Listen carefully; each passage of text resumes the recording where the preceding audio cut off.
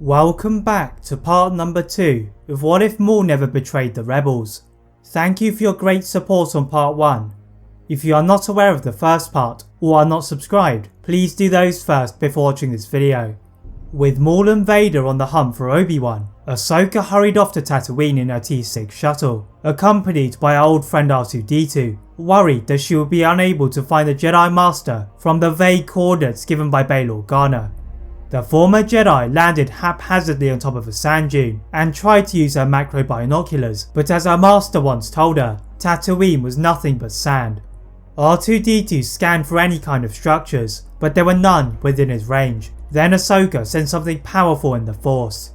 The two of them continued to walk along the sand until Ahsoka saw an isolated structure which she knew had to be the home of Obi-Wan. But as she walked towards it, she sensed a presence even more powerful from a distant home, and wondered if Obi-Wan had something to do with it. Ahsoka spotted that Obi-Wan was not in his hut, but in fact sitting alone by a fire, and he looked up to see the former Jedi. Obi-Wan told Ahsoka that she was in danger, but she would not leave without informing Obi-Wan that Maul and Vader were after him. Obi-Wan put out the fire immediately and informed Ahsoka about his true role on Tatooine in protecting Anakin's son Luke Skywalker. Just as Obi-Wan was about to guide her into his hut, they both heard the sand suddenly swirl around them and two Tyrant starfighters land close by. Obi-Wan pushed Ahsoka to go and grab Luke and realised what Obi-Wan was implying, running to the Lars' home.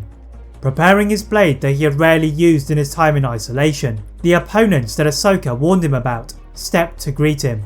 Maul and Vader twirled their blades confidently in their hands, and Maul was keen to make a move.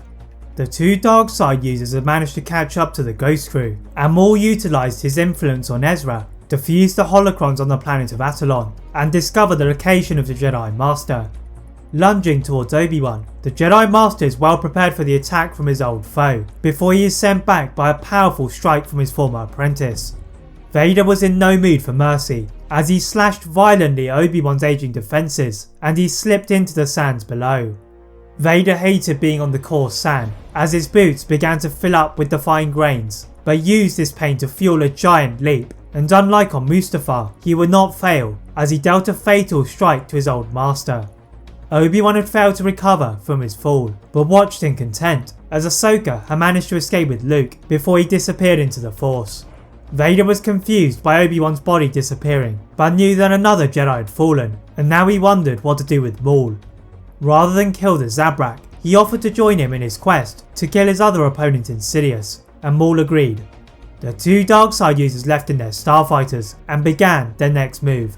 Back in Ahsoka's ship, the Togruta felt the loss of the Jedi Master Obi-Wan Kenobi, and she now felt responsible for taking care of Luke. Before she reached Alderaan, she received a transmission from Senator Bail Organa, diverting her to the planet of Dagobah. Confused as to this request, Ahsoka had enough fuel to reach the Outer Rim planet, and R2-D2 rerouted her navigational computer. Approaching the mysterious planet, Ahsoka could detect it was extremely powerful with the Force, and she wondered if this was the home of Yoda. Slowly, they descended through the clouds, and she saw the exiled Grandmaster perched on a rock as she then bowed to him.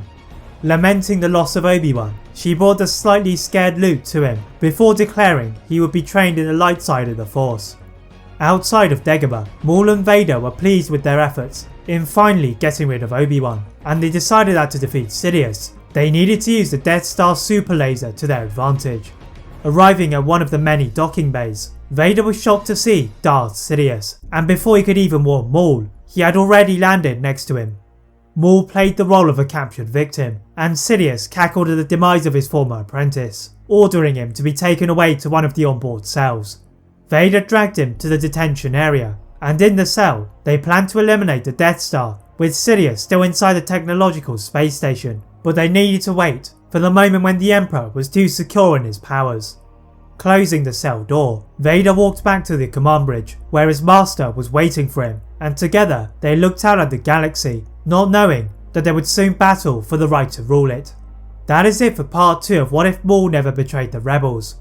If you'd like to see a part 3 soon, please like this video, turn on that notification bell, click that subscribe button on this channel, as well as on my other channel What If Films. And as always, leave a comment on what if you'd all like to see next, and how I can improve my videos. Thank you all very much for watching, and see you next time.